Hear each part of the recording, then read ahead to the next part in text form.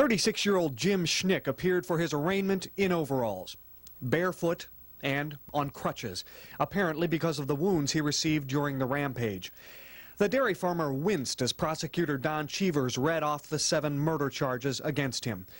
When the Associate Circuit Judge asked him if he could afford an attorney, he simply answered, "I guess." The arrest of Schnick came 10 days after the murders. At a news conference earlier in the day, Sheriff Gene Fraker said on the 3rd day of the investigation, Schnick became their suspect. It just didn't look right. One thing that did, it's a small thing, but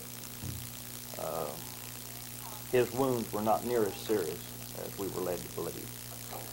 At the time we made the initial investigation, we were led to believe it was a life or death situation for him to get to the hospital. We found out different. In fact, Schnick's wounds, Fraker said, may have been self-inflicted.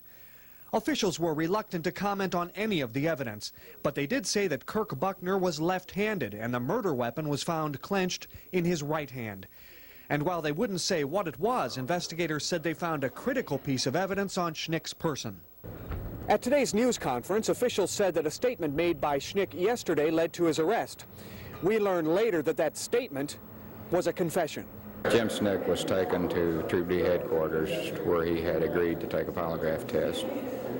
And doing the pre-interview prior to the test, he confessed to our officer. Schnick will be back in court on October 13th. He has until then to get an attorney.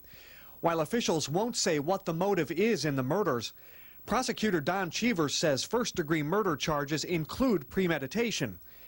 If convicted on those charges, Schnick would be sentenced to death or to life in prison without parole.